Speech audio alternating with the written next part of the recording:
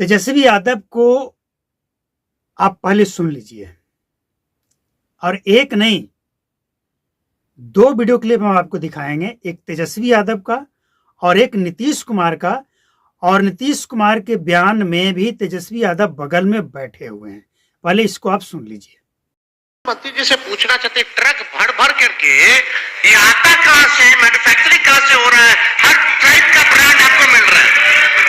एक व्यक्ति या एक बड़े लोगों का नाम बता दीजिए जो आप बिहार से बाहर जहां भी शराब की बोतलें पैक हो रही है, ट्रक से स्मगल करके बिहार में आ रहा है, उन कितने लोगों पर आपने कार्रवाई की है?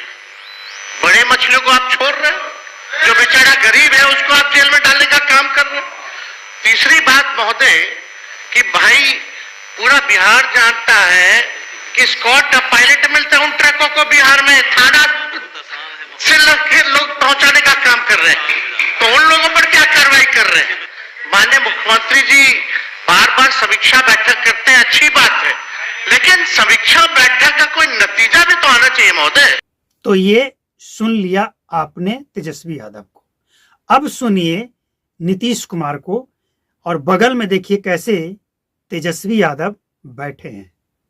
अब बिहार में, अरे तब तो बिहार में हर जगह कहेंगे देखो मरा, दारू पिया तो मरा, मत पियो मरोगे, इसका तो और ज्यादा हम प्रचार करवाएंगे।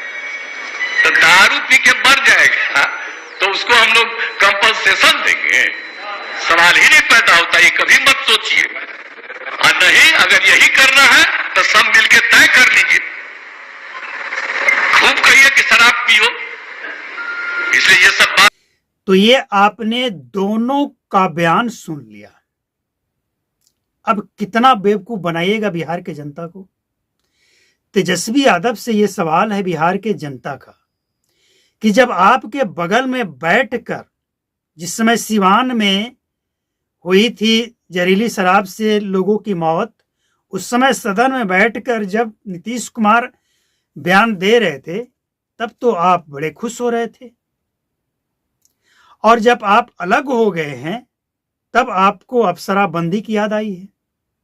तो जनता को बेवकूफ बनाना बंद कीजिए, और सचमुच अगर आप चाहते हैं कि बिहार की जनता का भलाई हो, तो आप ये बतौर लिखित, बतौर ऑन कैमरा ये स्टेटमेंट दीजिए कि आपकी सरकार आएगी तो आप शराबबंदी पे एक्शन लेंगे, और जितने भी गरीब जेल में बंद हैं वो सब बाहर आएंगे, और जितने भी अधिकारी भ्रष्ट इसमें पाए जाएंगे उस पर कार्रवाई करेंगे, और जितने नेता, चाहे वो किसी भी पार्टी का हो, आरजेडी का हो, बीजेपी का हो, जेडीयू का हो, या किसी भी पार्टी का हो, कांग्रेस का हो, आम आदमी पार्टी का हो, या किसी भी पार्टी का हो, उस पर आप सख्ती से कार्रवाई करेंगे, देंगे। और अगर नहीं देंगे तो फिर ये हवाई बातें करना बंद कीजिए, क्योंकि जनता सब देखती है, समझती है, जनता को सब पता है कि कौन क्या काम करता है और कौन क्या कहता है। कथनी और करनी में क्या फर्क है। देखिए, असल में बिहार में जो शराबबंदी का मुद्दा है ना, इसमें नीतीश कुमार के ऊपर कोई सवाल उठा ही नहीं सकता है, कोई दल नहीं, कोई पार्टी नहीं, बिल्कुल गारंटी के साथ, क्योंकि सभी दलों को नीतीश कुमार अपने सरकार में शामिल करके उस दल को मौका दिए हैं, और जब वो अपने सरकार में शामिल करके उसको मौका दिए तब आप सवाल नहीं उठाए, तो विपक्ष में जाकर सवाल उठाने का क्या मतलब है? लोगों को बेवकूफ बनाना मतलब क्या है? तो शराबबंदी एक सचमुच ऐसा मसला है जिस पे कोई दल कुछ नहीं कर सकता है, लेकिन जो जमीनी हकीकत है उससे कोई मुंह नहीं मोड़ सकता है, चाहे विपक्ष हो या सत्ताधारी हो। लाखों करोड़ों का शराब बिहार में आता है, पकड़ा जाता है, थाना में जाता है, इसके बाद वहां से क्या खेला होता है, क्या छिपा है किसी से?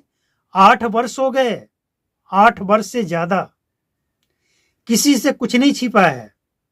क्या खेला हो रहा है बिहार में, किसके शासनकाल में हो रहा है, किसके समर्थक के सरकार में हो रहा है, सब कुछ सबको पता है।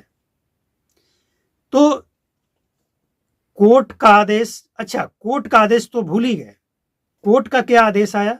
पटना हाई कोर्ट का कि शराबबंदी कानून सिर्फ गरीबों को परेशान करने के लिए है, सिर्फ गरीब प्रभावित होते हैं, और उसी चीज को तेजस्वी यादव रिपीट कर रहे हैं सदन में। अपना उनके पास कोई सेंस ऑफ, क्या बोलते हैं उसको, वो नहीं है। अगर होता तो वो सत्ता में होते हुए भी इस बात को नीतीश कुमार के सामने रखते। और तेजस्वी यादव अगर ये बात करते हैं ना तो थोड़ी और हैरानी होती है, क्योंकि तेजस्वी यादव को बोलने के लिए जीतनराम मांझी भी बोधगया में ऑन कैमरा मंच पर बोल चुके हैं।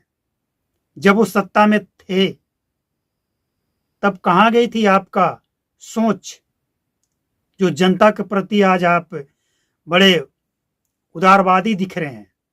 खैर, अब तेजस्वी यादव और नीतीश कुमार सत्ता और विपक्ष हो गए हैं, लेकिन आने वाले टाइम में चुनाव होने वाला है। 2025 में फिर से चुनाव होगा। ये तो उपचुनाव था जिसमें जीत एनडीए को हुई चारों की चारों सीटों पे, लेकिन 2025 का जो चुनाव है इसमें जो पार्टी आज जनता के हित की बात करने की बात करता है कि हम जनता के साथ खड़े हैं, जनता को मुआवजा दिलाते हैं, जनता को ये करते हैं, जनता को वो देते हैं, वो आज ये स्पष्ट कर दे सदन में ऑन कैमरा कि हमारी सरकार आएगी तो या तो हम जहरीली शराब से मुक्ति दिलाएंगे शराबबंदी हटाकर, या फिर शराबबंदी तो लागू रहेगी, लेकिन अगर कोई जहरीली शराब बेचते हुए बेचवाते हुए पकड़ा जाएगा तो उसको वो सजा देंगे कि इसके बाद वो शराब बेचने लायक रहेगा ही नहीं। और इतना सख्त कानून जब बन जाएगा ना तो सचमुच कोई शराब केस में जेल जाकर करोड़ों का शराब पकड़ाने के बावजूद, यानी पुलिस पकड़ ले इसके बावजूद जेल से बाहर निकलकर वो फिर से जो बेचता है ना वो हिम्मत नहीं जुटा पाएगा। और जब शराब बिकेगा नहीं तो पीकर मरने का तो सवाल ही नहीं बनता है। लेकिन अब नीतीश कुमार एक काम तो कम से कम अच्छा किए, और ये अच्छा काम कब किए, जब तेजस्वी यादव के साथ नीतीश कुमार सरकार में थे और 2-3 जिला में जब जहरीली शराब से लोगों की मौत हुई थी, उस समय नीतीश कुमार ये स्वीकार किए थे कि मरने वाले परिवार को सहायता के रूप में 4 लाख रुपया मुआवजा देंगे। कब? जब तेजस्वी यादव सत्ताधारी थे। यानी विपक्ष का प्रेशर था, बीजेपी का प्रेशर था, तब नीतीश कुमार इस बात को स्वीकार करते हैं। तो सवाल वही है जो शराबबंदी लागू होने के कुछ महीने बाद सवाल उठने लगे थे। आज भी 8 साल, लगभग 8-9 महीने बाद भी सवाल वही का वही है, कोई बदलाव नहीं हुआ है। नेताओं का बयान बदलते रहता है, जो सत्ता में है कल विपक्ष में जाते हैं, और जो आज विपक्ष में कभी वो सत्ता में भी आ जाते हैं, लेकिन बयान उनका बदलता है, समस्या वहीं का वहीं है। पीने वाले मानते नहीं हैं, बेचने वाले का एक समझ में ये नहीं आता है कि इनकी कमाई कितना है। 1 करोड़ का शराब पकड़ा जाता है और इसके बाद भी उसका एक बाल टूटने जैसा भी फर्क नहीं पड़ता है। 1 करोड़ शराब पकड़ने के 1 करोड़ का शराब पकड़ने के बावजूद अब ये शराब का जो गोरख धंधा चल रहा है बिहार में, इसका नेटवर्क है कितना बड़ा और किसका है ये नेटवर्क।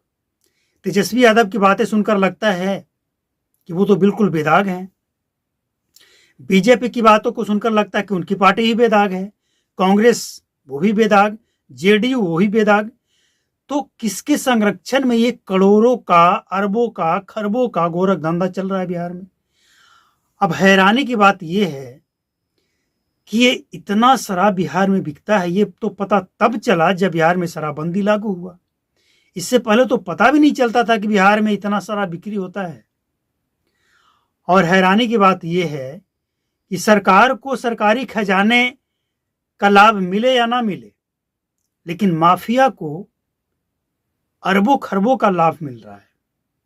तभी तो 1 करोड़ का शराब पकड़ा जाता है, फिर भी एक बाल टूटने जितना भी फर्क नहीं पड़ता है।